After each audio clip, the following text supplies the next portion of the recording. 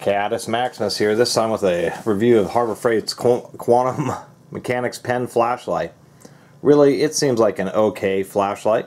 It's $23, but it does have two undocumented secrets. I was looking all over the packaging. They have some overworked product packaging designers. They say twist the adjustable cover, expose the USB. There's no twist. All it is just a little flap. Pretty easy to grab because it has this thing, but this is, you know, going in and out of your pocket, this thing's going to get torn off in 2 nanoseconds.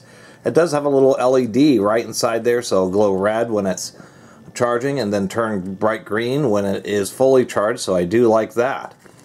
It is a simple flashlight. We have 135 lumen maximum spotlight, and then we have a cob light here, 2 normal levels, and then we have a UV leak detection light. So it's really just a little mechanics pen light.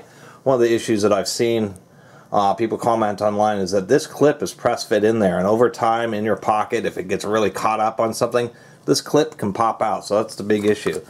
But I was looking everywhere, all throughout the manual here, all in the packaging, and it does have 2 undocumented secrets. And actually, let me go ahead and show those.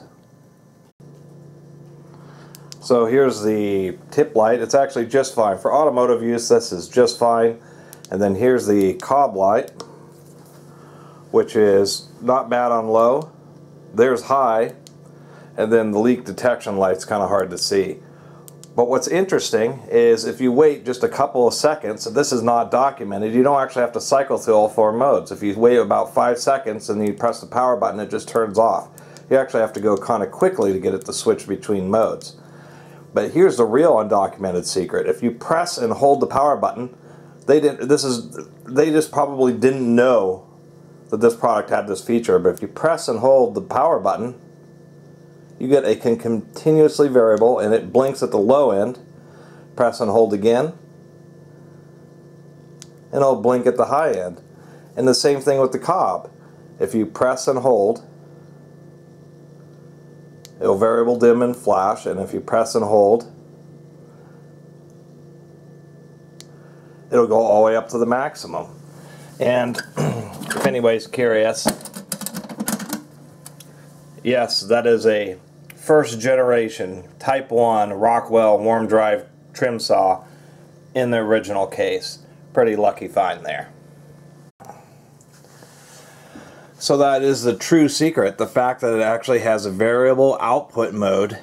It seems to function with the UV light, but the intensity of the UV light doesn't seem to change. It kind of blinks and acts like it's varying, but the output doesn't seem to change. Anyway, there's UV reactive compounds in like air conditioning systems. So to see an air conditioning leak, you just turn down the lights and then use the UV light, and it will glow around any of the fittings that you may have leaks at. And that's really the purpose of including it on a little mechanics flashlight. But the true secret is having that variable output. So if you're close up against something or looking at something more reflective so you're not blinded, you can actually turn down the lumens. Now, one thing I was noticing is if you do turn it down, and we'll do that again here,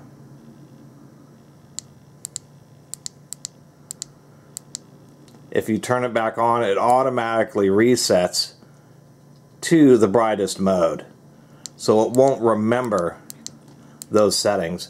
But I think it's interesting that it does indeed have a variable output just by pressing and holding, and that's actually a pretty nice feature. It's actually pretty smooth, and just don't know why they wouldn't include that. Just somebody who was overworked, and whatever Chinese manufacturer they got this from probably had that in their documentation, but it was just overlooked by an overworked employee. One thing I do appreciate is it does have a soldered battery, so you can't really replace the battery, but they do have a little guide on removing it or how to open up the flashlight, so that's at least something. There's a nice little lens. Come on now.